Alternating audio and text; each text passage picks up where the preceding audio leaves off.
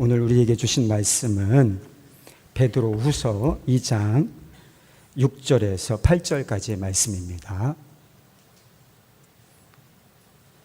베드로후서 2장 6절부터 8절까지의 말씀, 세 절 말씀이니까 우리 한 목소리로 합독하도록 하겠습니다. 자, 앞에도 나와 있습니다. 6절 말씀부터 시작. 소돔과 고모라 성을 멸망하기로 정하여 제자가 되게 하여사 후세에 경건하지 아니하는 자들에게 본을 삼으셨으며 무법한 자들의 음란한 행실로 말미암아 고통당하는 의로운 옷을 건지셨으니 이는 이 의인이 그들 중에 거하여 날마다 저 불법한 행실을 보고 들음으로 그 의로운 심령이 상함이라. 아멘. 저는 오늘 여러분께 한 사람을 소개하고 싶은 마음으로 오늘 이 자리에 섰습니다. 하나님께서 제게 이 한 분을 소개시켜 주셨는데 저에게 굉장히 의미 있는 시간이었습니다. 그래서 저도 오늘 이 시간에 제가 소개받은 한 분을 여러분께 소개해 드리고 싶습니다. 제가 파푸아에서 사역을 할 때 저희 사역할 때 조금 선택하기가 쉽지 않거나 어떻게 해야 될지 잘 모르겠다 할 때마다 도움을 주시는 분들이 계십니다. 항상 정해진 건 아니지만 도움을 받아보면 그 도움이 참 귀했다. 그 조언이 너무너무 귀한 조언이고 참 그 가치가 있는 조언이었다 싶은 분들의 조언은 대부분 선교사님으로 이제 노년기를 맞이하시는 노년의 선배 선교사님들이십니다. 특별히 저희들이 잘 모르는 사역의 어려움들은 어떻게 할지 모르는 건 대부분 가정에서 많이 일어납니다. 자녀들이 어려움을 겪을 때 아니면 가정 안에서 어떤 문제들이 일어날 때 이럴 때는 어떻게 해야 되지? 그러니까 궁극적으로는 알겠는데 당장 긴급하게는 어떻게 해야 되지 할지 잘 모를 때 이 아이들을 선교지에서 낳으시고 또 자라게 하시고 또 성장해서 이제 가정을 이루기까지 선교지 삶을 보내셨던 선배 선교사님들의 조언이 얼마나 귀한지 모릅니다.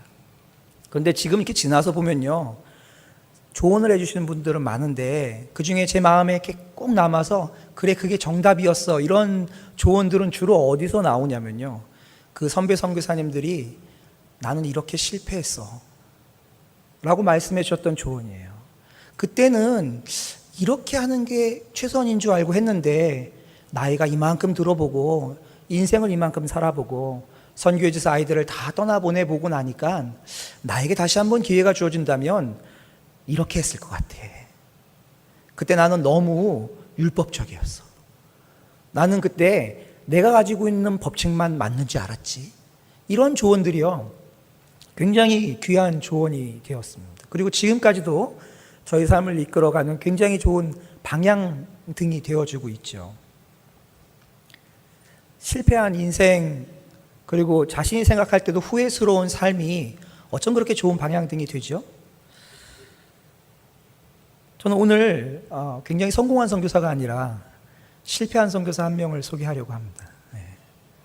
실패한 사역을 보면서 같이 불쌍하다 이렇게 하자는 게 아니고 저희 인생의 그 실패한 선교사님의 삶의 방향등이 저를 굉장히 선한 길로 그리고 하나님이 기뻐하시는 길로 바꿔갈 수 있도록 도왔던 것처럼 하나님이 오늘 여러분과 저에게 소개시켜 주시는 이 한 분의 삶이 우리의 삶의 방향을 조금 하나님이 기뻐하시는 방향으로 옮겨갈 수 있다면 그것이 저의 작은 강단 위에서의 소망입니다. 눈치채신 분들도 계시겠지만 제가 오늘 소개하려고 하는 선교사님은요, 여러분이 모두 알고 계신 선교사님이에요. 아마 교회에 나오신 지 조금 되신 분이면 다 아실 거예요. 그분의 이름은 롯입니다. 이제 좀 의구심을 가지신 분들이 계신데 그건 좀 천천히 설명하도록 하고요. 롯이 누구인지부터 좀 설명을 하겠습니다. 롯은 아브라함의 조카로 유명하죠. 아브라함의 아버지였던 데라는요, 아들이 있었는데 그 중에 아들 중에 한 명인 하란이 먼저 죽고 그의 아들이 남게 됩니다. 그래서 아브라함과 롯이 항상 같이 묶여서 아브라함의 이야기가 진행됩니다. 아브라함은 유명하지만 롯은 그다지 유명한 사람은 아닙니다. 그런데 롯이 유명하게 된 계기가 있죠. 롯은 자기 아내 때문에 유명하게 됐어요.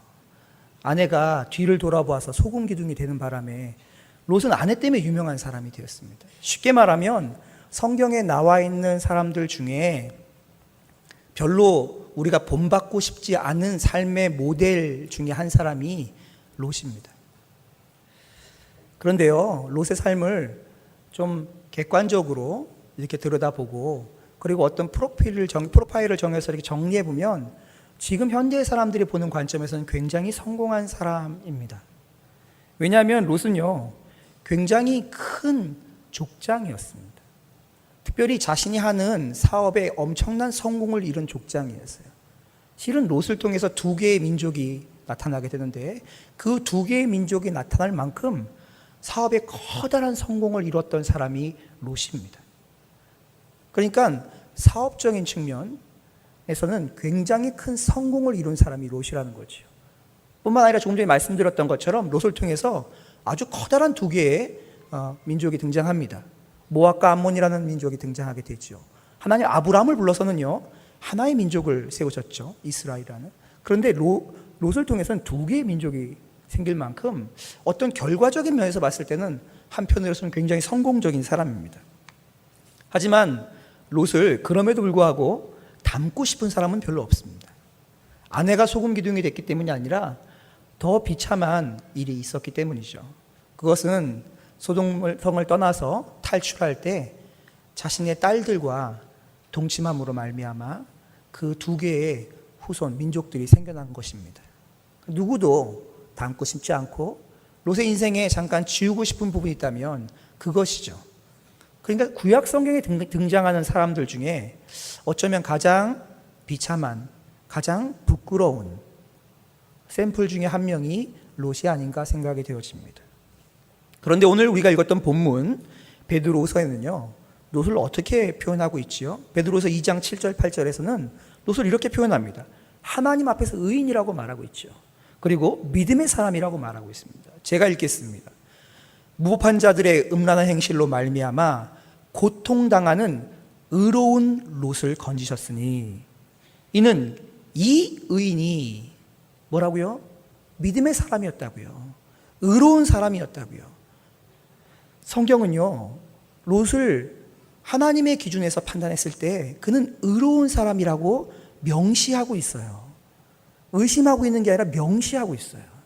제 질문은 이겁니다. 말씀을 읽으면서 제가 하나님께 드렸던 질문이 이토록 하나님이 의롭다고 말씀하신 사람, 믿음이 있다고 말씀하신 사람이 왜 이렇게 부끄러운 삶의 모델이 되어야 됩니까? 하나님, 그 이유는 무엇이지요? 이것이 제가 성경을 읽으면서 하나님께 드리는 질문이었습니다. 왜 그의 인생은 실패한 것처럼 보여지나요? 저는 오늘 롯을 선교사라는 타이틀로 소개했습니다. 왜 선교사로 또 소개했나 궁금하신 분들이 계실 텐데 사실 선교라는 단어 그리고 선교사라는 단어는요, 성경에 등장하지 않습니다. 성경에 없는 단어예요. 그런데 교회에서는 지금 굉장히 일반적으로 사용하는 단어가 됐지요. 사실은 이 선교라는 단어의 그 뿌리를 쫓아가 보면 선교라는 단어는 없고요. 헬라어로 아포스텔로라는 단어가 있습니다. 이 단어는 무슨 뜻이냐면 내가 누구를 보내다 이런 뜻이에요. 보냄을 받다, 보내다 이런 뜻이 바로 이 아포스텔로라는 단어입니다. 그리고 이 단어에서 우리가 성경에 자주 등장하는 사도라는 단어가 바로 이 아포스텔레오라는 단어를 사용해서 쓴 단어입니다. 쉽게 말하면 이 아포스텔로, 보냄받았다라는 이 단어에서 쓰였던 이 아포스텔레오를 라틴어로 번역할 때 라틴어가 어떻게 번역했냐면 그것을 미시오라고 번역했습니다. 그 단어에서 나중에 미션, 우리가 말하는 선교라는 단어가 나온 거죠. 그러니까 선교라는 단어는 무슨 뜻이냐면 원어의 의미로는 보내다, 보냄을 받다 이런 뜻입니다. 선교사라는 단어는 무슨 뜻이냐면 하나님의 특별한 목적을 위해서 보냄받은 사람이 선교사입니다. 그러니까 성경이 우리에게 들려주는 선교사의 정의가 뭐냐면 하나님께서 하나님의 특별한 목적을 위해서 어딘가에서 불러내어 보낸 사람, 이 사람이 누구냐고요? 선교사예요. 그런 의미에서 12사도가 모두 선교사가 되는 것이지요. 그래서 사도라는 단어와 선교사라는 단어는 사실은 같은 단어의 맥락 속에 들어 있습니다. 그런데 제가 왜 롯을 보냄받은 사람, 하나님께서 불러서 보낸 사람으로 선교사라고 소개했는지를 좀 설명을 드려야 할 것 같습니다. 사실 롯은요, 그냥 성경을 빨리 읽어 내려가면 아브라함이라는 사람에게 이렇게 얹어져서 같이 움직인 사람처럼 보여집니다. 근데 아브라함이 하나님의 부르심을 받은 장면이 성경에 한 2번 정도 등장합니다. 첫 번째는 갈대아 우르에 있을 때 하나님께서 내가 너에게 지시할 땅으로 가라 라고 말씀하신 것이고요. 또 하나는 갈대아 우르를 떠나서 하나님이 지시할 땅으로 가다가 중간에 멈추게 됩니다. 그것에서는 자기의 아버지 데라가 있었고요, 롯도 있었고 아브라함과 그 식구들이 같이 살고 있었는데 그 하나님의 땅에서 얼마나 멈췄는지는 모르겠지만 멈춰 있을 그때에 하나님께서 또다시 말씀하십니다. 너의 아비의 집을 떠나서 내가 너에게 지시할 땅, 보여주는 땅으로 가라라고 말씀하셔서 옮기게 됩니다. 근데요, 성경을 좀 이렇게 분석해서 좀 이렇게 비교해서 읽다 보면 아브라함이 하란에서 떠나서 하나님이 부르신 가나안 땅으로 간 나이가 기록되어 있습니다. 창세기 12장에 75세라고 기록되어 있어요. 그리고 아브라함의 아빠였던 데라가 아브라함을 낳았던 나이가 기록되어 있습니다. 창세기 11장에 70세로 기록되어 있죠. 그리고 11장 맨 마지막에 데라가 몇 살에 죽었는지가 기록되어 있어요. 205세라고 기록된 걸로 제가 기억합니다. 그걸 비교해 보면요, 하란에 있을 때 데라가 죽지 않았습니다. 그런데 아브라함이 하나님의 부르심을 따라서 떠나게 돼요. 그리고 그때 그냥 서 있지 않고 그곳에서 모은 많은 재산들과 종들을 모두 함께 데리고 이동했다라고 기록하고 있습니다. 사실은 제가 성경을 하나 이렇게 펴서 이렇게 하고 싶은데 시간 관계상 설명만 쭉 드리겠습니다. 그 기록들을 보면요, 아브라함이 하나님의 말씀을 듣고 하란을 떠나서 가나안 땅으로 갈 때 그의 아빠 데라는 살아 있었고요, 그 후에 60년이나 더 살아 있었습니다. 이런 것을 추적해 보면요, 롯에게는요 2번째 기회가 주어진 거예요. 하란에 자신의 할아버지인 데라와 함께 살 것인가, 아니면 자신의 삼촌 큰아빠인 아브라함과 함께 아직 미래가 보장되지 않은 곳으로 갈 것인가. 그때 롯이요, 성경에는 기록되지 않았지만 아브라함과 함께 갔는데 그것이 아마 롯의 믿음의 결정이 아니었나 싶은 생각이 듭니다. 왜냐하면 하란에서 수많은 그 부유함을 얻었다면 하란에서 데라가 죽고 나면 그 직계상속자가 누가 되죠? 롯이 될 수 있어요. 그럼에도 불구하고 불확실함의 땅, 어디로 갈지 모르는 땅으로 떠났다는 것이 롯이 믿음으로 하나님의 부르심에 응답한 것이 아닌가라고 추측되어지는 이유입니다. 그리고 그 추측을 이렇게 반증하는 것, 이렇게 지지하는 듯한 본문이 오늘 본문입니다. 롯을 의로운 사람이라고, 바로 믿음을 통해서만 의롭게 될 수 있는데 믿음의 사람이라고 성경이 지칭하는 이유가 바로 그 롯의 2번째 선택에서 롯이 아브라함과 함께 믿음의 땅으로 갔기 때문이 아닌가, 이렇게 이해할 수가 있을 것 같습니다. 그렇다면 하나님이 정말로 아브라함을 특별한 장소에서 하나님의 특별한 일을 위해서 부르셨나요? 네. 그리고 특별한 곳으로 보내셨나요? 네. 그러면 그곳에 동참한 롯은 어떤가요? 똑같다. 그렇게 보면요, 성경에 나와 있는 많은 사람들 중에 첫 번째 하나님으로부터 보냄받은 사람이 누구일까 했을 때 저는 아브라함과 롯이 아닌가 생각되어져요. 사실 롯은요, 어떻게 이해되냐면 하나님 앞에 자기의 인생을 들여서 그 믿음의 발걸음을 걸었던 우리의 믿음의 선배로 이해합니다. 믿음의 선교사였어요. 저는 선교사잖아요. 근데 어떻게 이런 선교사가, 하나님의 부름에 믿음으로 반응했던 사람이 이처럼 비참하고 부끄러운 삶의 모델이 될 수가 있을까? 이게 제가 하는 질문입니다. 제가 이 질문을 좀 같이 기억해 주세요. 기억해서 같이 이제 말씀 속으로 좀 들어가 보려고 합니다.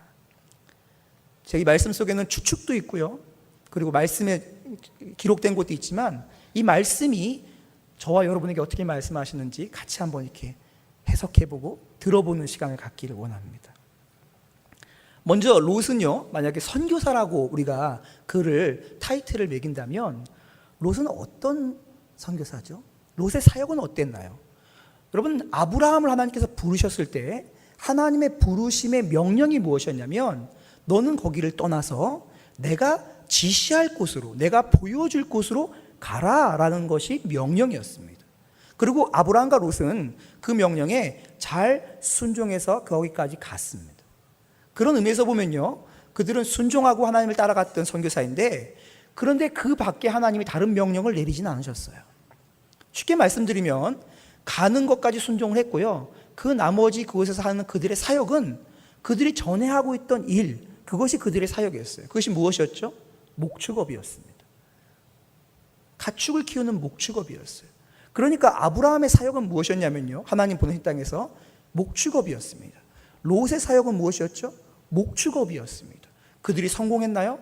엄청난 성공을 이루게 됩니다. 너무나도 엄청난 축복을 하나님께서 그들의 불순종 가운데도 부어주셨기 때문에 애굽에서 돌아왔을 때, 그들이 믿음을 사용하지 못해서 애굽에서 돌아왔을 때조차 축복이 되어서 그들이 더 이상 함께하지 못하고 갈라지는 장면이 창세기 13장에 등장합니다. 제가 이 얘기를 왜 드리냐면요, 롯은요 사역적으로 성공한 선교사였다고요. 사역이 하나님의 놀라운 역사를 경험한 선교사였다는 겁니다. 하나님의 일하심이 풍성한 선교사였어요. 간증할 것이 많고 하나님의 일하심의 기적을 직접 목도하고 바라봤던 선교사가 누구냐면 롯이라는 거예요. 그런데 어떻게 하나님의 역사가 그렇게 강력했던 선교사가 어떻게 이렇게 부끄러운 일의 모범이 될 수가 있을까요? 더 깊은 질문을 던질 수밖에 없습니다. 왜 롯은 실패했을까? 실패란 말을 쓰기가 좀 두렵긴 한데요, 왜 그렇게 부끄러운 삶의 모델이 됐을까?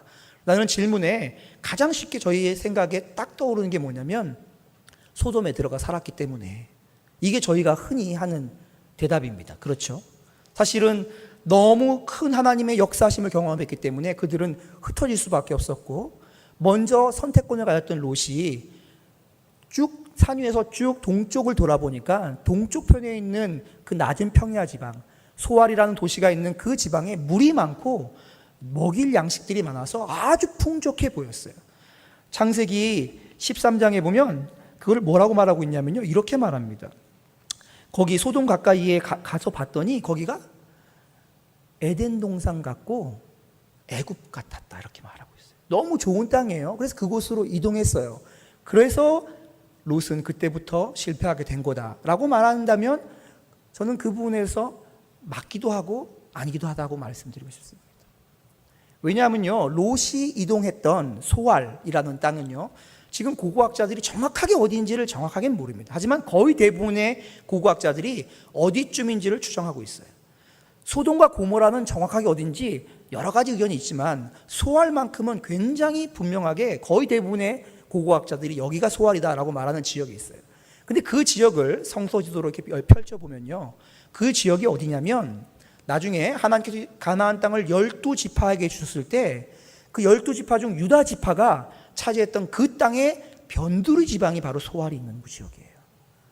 서쪽에서 동쪽을 보면서 갔거든요. 소알 가까이로 이뤘다고 하거든요. 그러니까 처음에 롯이 선택한 땅은 하나님이 이스라엘 백성에게 주었던 땅이에요. 소알로 가까이 가는 그 땅들은. 그러니까 하나님의 명령인 내가 너에게 지시한 땅, 내가 너에게 보여줄 땅으로 가라는 그 명령을 어긴 적이 없는 거예요.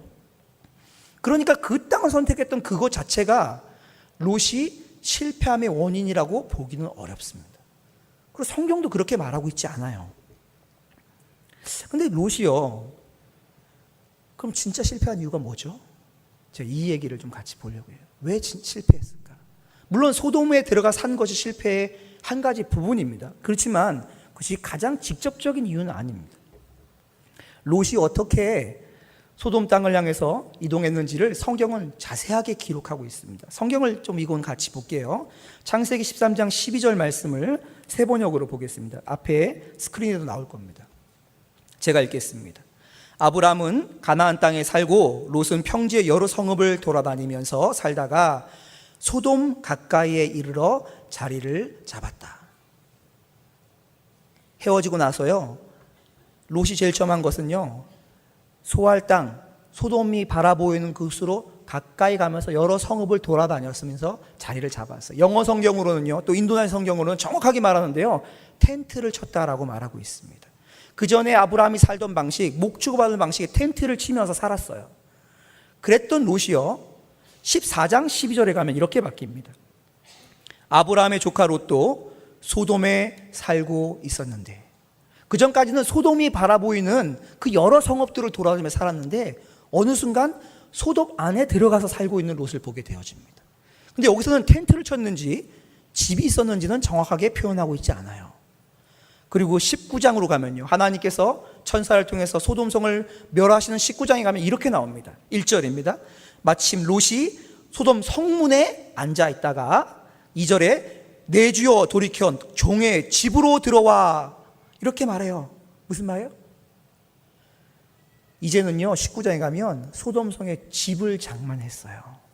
벽이 있고 문이 있는 움직이지 않는 텐트가 아닌 하우스, 집을 장만한 거예요. 그러니까 롯의 행적을 추적해 보면 어떻게 되냐면요, 처음에는요 소돔성으로 가지 않았어요. 소알 땅에 풍성한 목초가 있는 곳에 살기 시작했어요. 거기서 이주하며 살았어요. 그러다가 점점점 소돔과 가까워지고 어느 날 소돔 안에 살게 됐고, 나중에는요 깊이 뿌리를 내려서 거주할 주택을 구입하고 성문에 앉아 있을 만큼 깊은 뿌리를 내리고 살게 되었다고 성경은 자세하게 우리에게 표현해 주고 있습니다. 성경은 왜 롯이 소돔 그 도시 안으로 들어갔는지 우리에게 말해주지 않고 있습니다. 어쩌면 사역적인 이유였을지도 모르겠습니다. 목축업이 더 풍성하게 되기 위해서, 거래처 사람들이 소돔에 많이 있었을지도 모르죠. 편리함 때문이었을지도 모르겠습니다. 사업을 하다 보니까 소돔 안에 자기의 그 가게를 차려야지만 뭔가 이 하나님 맡기신 사역을 잘 감당할 수 있겠다는 그런 이유였을지도 모르겠습니다. 미래에 대한 준비, 안전함, 여러 가지 이유가 있을 수 있죠. 하지만 우리가 그것을 알 수가 없어요. 왜냐하면 추측할 수밖에 없기 때문에, 성경이 말하고 있지 않기 때문에. 하지만 한 가지 제가 분명하게 추측 가운데 확신하는 것은 무엇이냐면, 롯을 처음에는 소돔이 아니다가 소돔 안으로 이렇게 조금씩 가까이 옮겨가게 한 곳에는 반드시 소돔성이 주는 메리트가 있었다는 거예요. 이 메리트라는 단어를 제가 다른 단어로 좀 바꿔보겠습니다. 롯을 소돔으로 조금씩 가까이 이끈 분명한 매력이 있었어요. 이윤이 있었어요. 혜택이 있었어요. 편안함이 있었어요. 즐거움이 있었겠죠. 쉼과 안락함이 있고요, 안전함이 있고 가치가 있고 자녀를 향한 더 나은 미래에 대한 보장이나 가능성이 있었을 거예요. 그러니까 처음에는 텐트를 치고 지내다가 그 메리트가 뭔지는 모르겠지만 그것 때문에 조금씩 가까워지다가 그것에 주택을 구입하고 그 성문에 앉아 있을 만큼 뿌리를 내리게 된 것이죠. 롯은요, 하나님을 잘 모르는 그냥 세상 속에서 즐겁게 살다 간 사람이 아닙니다. 믿음으로 그의 인생에 가장 중요한 순간을 하나님 앞에 드렸던, 믿음의 헌신을 드렸던 저와 여러분 같은 사람들. 근데 그 롯이요, 왜 소돔 땅으로 이렇게 이동했을까요? 더 분명한 이유에 대해서, 그가 망가지고 그가 실패한 이유에 대해서 오늘 본문이 말하고 있습니다. 7절과 8절입니다. 무업한 자들의 음란한 행실로 말미암아 고통당하는 의로운 롯을 건지셨으니 이는 이 의인이 그들 중에 거하여 날마다 저 불법한 행실을 보고 들음으로 그 의로운 심령이 상함이라. 롯은요, 그 소돔성 안에서 죄를 짓는 사람이 아니었습니다. 성경도, 오늘 성경도 롯이 죄를 지었다고 말하고 있지 않아요. 누가 죄를 지었다고 말하냐면 죄를 지었던 사람들은 소돔성에 있는 사람들이었다고 말했어요. 롯은 소돔성에 있는 사람들 중에 의로운 사람이라고 말하고 있어요. 아마 그래서 롯이 소돔성으로 갔을 거예요. 좀 찜찜하긴 하지만 내가 죄 짓는 거 아니잖아. 나 죄 안 짓잖아. 그러니까 롯이 거기로 가는 게 좀 찜찜해도 결정하게 된 거죠. 하지만 한 가지, 롯이요, 자신의 영혼이 자기도 느끼지 못하는 사이에 고통받고 있는 것은 몰랐어요. 성경은 그걸 기록하고 있죠. 날마다 거기에 있었기 때문에 날마다 보고 들음으로 말미암아 그 영향이 자신에게 조금씩 자신은 못 느끼는데 자신에게 하나님이 부어주신 그 마음, 그 의로운 심령이 뭐죠? 하나님께서 부어주셨던 그 마음, 하나님께서 허락하셨던 그 믿음이 조금씩 희미해지는 거예요. 조금씩 흐려져 가는 거예요. 그러다가 어느 날 그게 조금씩 지나서 병이 든 거죠. 그래서 성경은 그걸 뭐라고 말해요? 그 의로운 심령이 상했다, 상처를 입었다, 아픔을 겪게 됐다라고 말해요. 이게 병난 거잖아요. 오늘 베드로후서 2장 7절 8절의 핵심 단어가 뭐냐면요, 날마다예요. 보고 들음으로. 롯이요, 그거를 만약에 가는 날 너무 크게 느꼈으면 안 갔겠죠.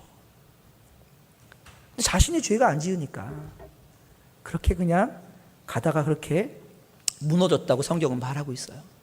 롯이 무너진 가장 큰 이유를 뭐라고 말한다고요? 한 번에 큰 죄를 지어서 커다란 시험과 환란이 있어서 타협할 만한 놀라운 것이 있어서 타협 때문에 무너져서가 아니고요, 죄 안 지었어요.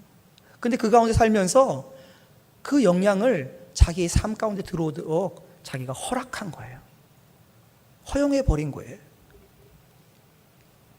롯의 이야기는요, 주님 앞에서 인생을 드린 한 선교사, 믿음의 삶의 길을 가는 우리의 선배 이야기입니다. 사역이 풍성하고 하나님의 축복을 경험하는 선교사의 이야기예요. 하나님의 역사와 축복으로 두 민족까지 만들 수 있는 축복하신 한 믿음의 사람의 이야기라고요. 하지만 그의 삶은 비참합니다. 부유함도 있고요, 성공적인 사역도 있고요, 축복하신 하나님의 놀라운 역사의 간증도 있지만 비참해요. 이 이야기가요, 구약시대의 한 믿음의 사람의 실패의 이야기로 끝나지 않고 저의 가슴을 쳤던 이유는요, 그리고 지금도 저의 가슴을 치고 있는 이유는 이 이야기가 저의 이야기일 수도 있기 때문에 그렇습니다. 저와 같은 다른 선교사들의 이야기일 수도 있기 때문에 그래요. 이 이야기가 선교사들의 이야기뿐만 아니라 어쩌면 한국교회의 이야기가 될 수도 있기 때문에 그래요. 어쩌면 오늘 저와 함께 이 자리에서 예배드리고 있는 저와 여러분의 이야기가 될 수도 있기 때문에 그렇습니다. 믿음의 헌신을 드렸어요. 하나님의 부르심에 응답했어요. 하나님을 사랑한다고 고백하고 그 길을 따라가기로 작정하고 우리의 인생의 한 걸음을 걸어드렸어요. 그리고 그 길을 통해서 하나님 역사하심을 경험했어요.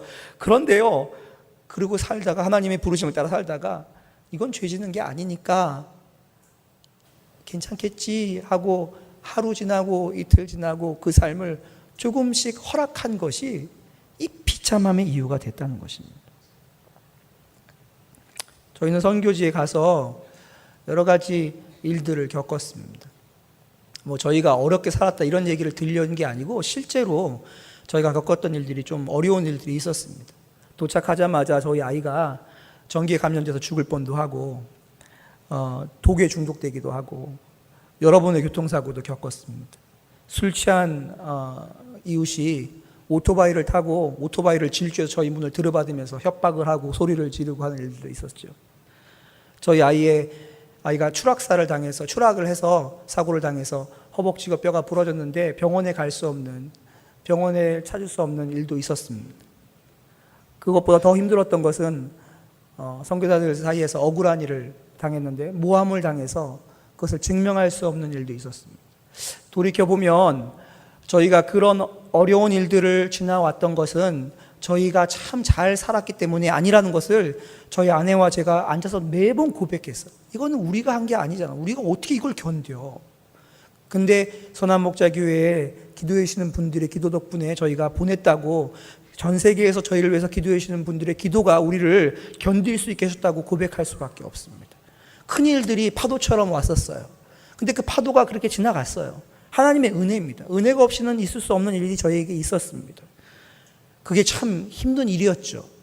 그런데요, 저희가 겪었던 그 어려운 일들보다 더 힘들고 더 심각한 문제들이 있었는데, 그게 뭐냐면요, 매일매일 겪어지는 삶 가운데 일어나는 일들이에요.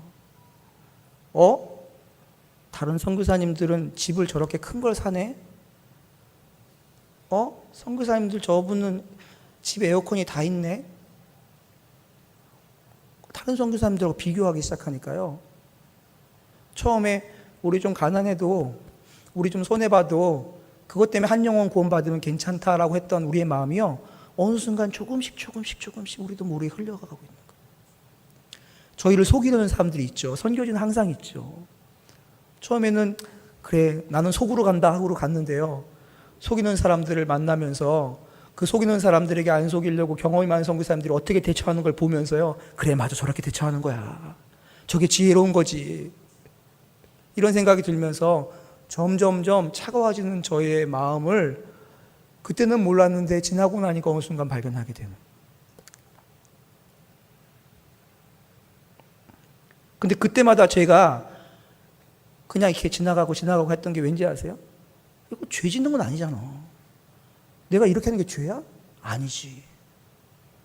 그러니까 그냥 그걸 받아들이게 되는 거예요. 아니, 집에 에어컨 달았다고 죄야? 아니지. 그렇죠. 우리 속이려는 사람한테 그 속이려는 거 밝혀냈다고 죄야? 죄 아니지. 그러니까 죄가 아니니까 그냥 괜찮다고 넘어갔어요. 제가 오늘 설교를 준비하는데요, 하나님께서 오늘 아침에 이제 이 설교를 놓고 다시 마지막 수정을 하고 있는데, 하나님께서 꼭 집어넣으라는 말씀을 하나 주신 게 있어요. 어저께 일어났던 일이에요. 이거 안 집어넣고 싶은 하나님이 이거 꼭 집어내야 된다고요. 어저께 저하고 저희 아내가 좀 다퉜습니다. 다툰 이유가, 아내가 제가 좀 안 좋아하는 일을 아내가 했어요. 제가 여러 번 안 좋아하는 걸 말했기 때문에 분명히 알고 있는데 아내가 실수를 했지요. 제가 속이 많이 상했어요. 아니, 내가 안 좋아하는 걸 아는데 이렇게 하는 게 너무 속이 상한 거예요. 그래서 제가 너무 화가 나서 어젯밤에 일을 저질러 버렸습니다. 뭘 했냐면요, 제 아내 앞에서 막대 사탕 2개를 까서 입속에다 확 집어넣어 버렸어요. 제 입에다가. 1개가 아니고요, 2개를. 이게 무슨 얘기냐 싶으실지 모르겠지만, 저희가 요즘 건강검진을 받고 있는데, 건강검진을 받으면서 저녁에 먹는 걸 줄여야 되는구나, 특별히 단 거, 과자 이런 걸 먹으면 안 되는구나 라는 것을 알게 되었어요. 그래서 이제 그게 좀 저희 안에 중요한 일이 됐고, 아내가 그걸 하는 걸 안 좋아한다는 걸 알아요. 근데 아내가 제가 안 좋아하는 거 하니까 제가 막대사탕을 까갖고 1개를 넣고, 아내가 놀라니까 그 앞에 또 하나를 까서 또 2개를 넣은 거예요. 그리고 그거를 막 하니까 아내가 너무 속상해 하니까, 왜 이게 죄야? 막대사탕 먹는 거 죄 아니잖아. 이렇게 말하고 넘어갔습니다. 근데 오늘 설교를 하는데요, 하나님이 이거를 생각나게 하시네요. 막대사탕 먹는 거 죄 아니죠. 근데 왜 제가 사탕을 먹었을까요? 아내 속상하라고.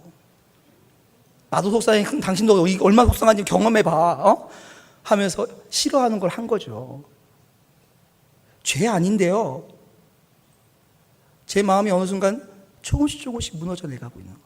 한국에서 와서 병원 가느라 바쁘고 여기저기 사람 많으라 바쁜 나머지, 하나님께서 제 마음에 날마다 제 마음을 영향을 주시는 것보다 한국 사람들이 하고 살아가는 것, 먹는 것, 입는 것, 삶의 방식들이 날마다 저의 삶에 영향을 주는 게 더 많았던 것 같아요.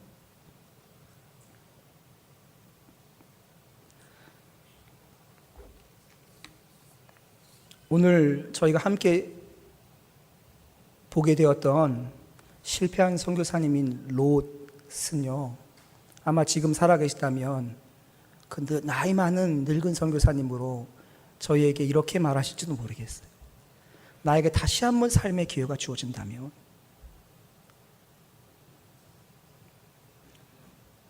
이렇게 했을 거야. 선교사 롯이 죄악이 가득한 땅인 소돔 가까이 간 것 자체가 죄가 된 것은 아닙니다. 문제가 된 것이 아니에요. 하지만 롯의 생각은요, 자신이 그 안에 살고 있어도 주위에 다른 사람들이 죄악에 물들어 있어도 자신만 죄를 짓지 않는다면 아마 괜찮다고 생각했던 것 같아요. 그러면서 롯의 생각도 무엇보다 롯에게 허락되었던 하나님의 그 은혜의 마음, 하나님의 깊은 마음도 조금씩 흐려진 거죠. 자신이 흐려지는 줄 못 느낄 만큼 아주 조금씩 바뀐 거예요. 그런 사이에 롯의 영혼은 고통당하고 있었습니다. 아마 속으로 아니면 말로 요즘 이렇게 사는 게 뭔가 문제가 있는 것 같기는 한데, 일은 잘 되는데 상황은 좋아졌는데 이상하게 마음이 좀 찜찜하네. 아마 이런 표현을 하면서 지나가실지도 모르겠어요. 가장 결정적으로 롯은요, 그렇게 자신이 매일 보고 듣는 것이 자기의 삶에 영향을 끼치도록 그것을 허락해 버렸어요. 우리가 우리의 삶의 주변에 보고 듣는 것을 우리 귀로 안 들리게 하거나 영향을 못 끼치도록 막을 수 있는 능력은 없습니다. 하지만 우리가 하나님 앞에 마지막까지 승리하고 마지막까지 내가 관제와 같이 부흥되었고 주님 앞에 섰다라고 고백했던 바울과 같이 고백할 수 있는 유일한 방법이 무엇이냐면, 날마다 주님의 진리가 우리의 삶에 보여지고 들려져서 나에게 다른 곳에서 오는 영향이 이 하나님의 영향을 절대로 뛰어넘지 못하게 하는 거예요. 소돔 땅을 떠나는 것이 그것이 방법이 아니고요.